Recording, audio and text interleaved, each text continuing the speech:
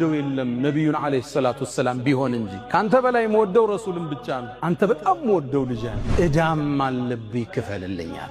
ጃቢር ያሉት ብታለቅስ አልቅስ ግን አሉት እስካነሳችሁ ድረስ አባትህም መላእክት በክንፋቸው አጥለውት ነበር አሉት ነብዩ አለይሂ ሰላቱ ወሰላም።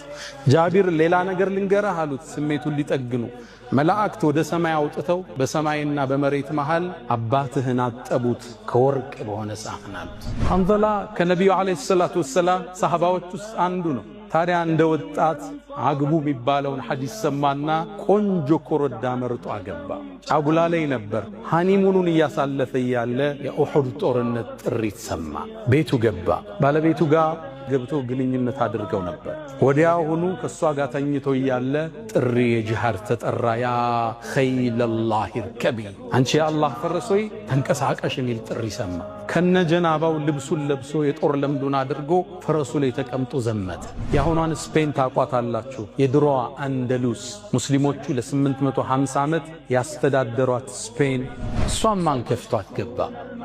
ጀነራሉ ጣሪቅ ብን ዚያድ ይባላል። በአብድልመሊክ ብን መርዋን ዘመን ሙስሊሞቹ 7000 ጦር ይዞ በመርከብ ተንቀሳቀሰ።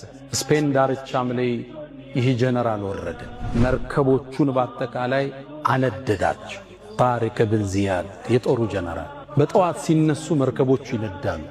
ሙስሊሞቹ ተነሱ። ሰራዊቱ 7000 ጦር ጠላት ያቃጠለባቸው መስለው ፈሩ።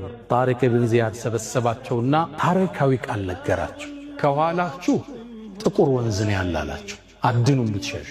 ከፊት ወሚን አማሚኩም ጠላት አለላችሁ፣ ተፋልማችሁ ለፏላችሁ። ለዲላ ለመስራት አንድ ምክንያት ሁላችን ጋር አለ።